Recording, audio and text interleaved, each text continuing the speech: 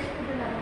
ఒక పాపనో ఇద్దరు బాబులో పుట్టిన తర్వాత ఆ తల్లిదండ్రులు బాగా టార్చర్ చేసి ఆ అమ్మాయిని వదిలిచ్చేలాగా చూస్తున్నారు.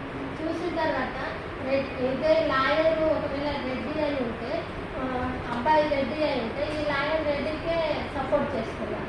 అది మనం అక్కడి దాకా తీసుకుపోయినాక వద్దు మీకు ఇంత అమౌంట్ ఇస్తాం, బాబుకు మాకు ఏ సంబంధం లేదు, నువ్వు ఒప్పుకోవాలని వాళ్ళని బెదిరించి ఇవన్నీ చేసి లాస్ట్కు జడ్జి కాడికి తీసుకెళ్ళిన తర్వాత వాళ్ళు ఏం చేస్తున్నారు, ఆ లాయర్ ఏం రాసిండు, రాఘవరెడ్డి అని ఒక లాయర్ ఉంటారు.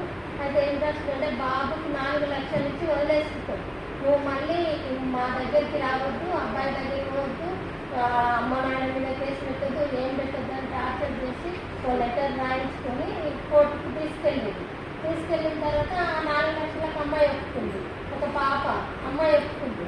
అక్కడ వెనక జడ్జి చూసిన తర్వాత ఎవరు రాసింది అంటే ఇట్లా రాస్తారా, ఇది కరెక్ట్ కాదు, వాడికి పుట్టిన కొడుకుకి వాడికి సంబంధం ఉండకుంటే ఎట్లుంటుంది, ఈ లాయర్ ఎవరని తీసి ఆడ వేసిండు లెటర్.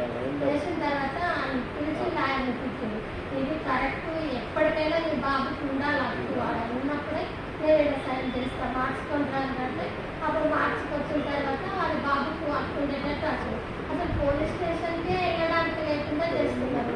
ఇవన్నీ మనం ఇంత పెట్టడానికి కష్టం కదా సార్. పోలీసు వాళ్ళు కూడా చెప్తున్నారు అట్లా జరుగుతుందమ్మా అని, పోలీసు వాళ్ళు కూడా ఒక్కోసారి అట్లాంటివి చెప్తున్నారు. అట్లా జరుగుతుంది, మరి ఏం కాదు, నా భార్య కూడా అట్లా చేస్తుంది, నా భార్య ఇట్లా చేస్తుంటారు కదా, నా భార్య కూడా చేస్తుంది అట్లా అని చెప్తున్నారు.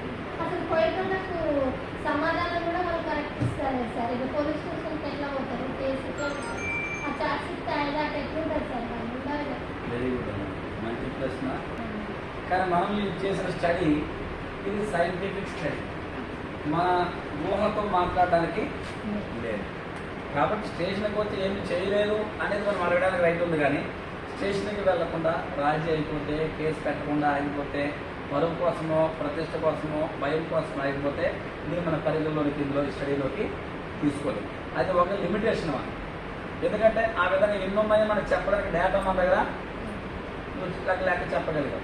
మనకి ఆ విధంగా ఎన్ని జరిగింది ఈ జిల్లా మొత్తం చెప్పగలరా? చెప్పలేదు. అంటే మన చెప్పలేము. సో మన దృష్టికి వచ్చినా చెప్తాం.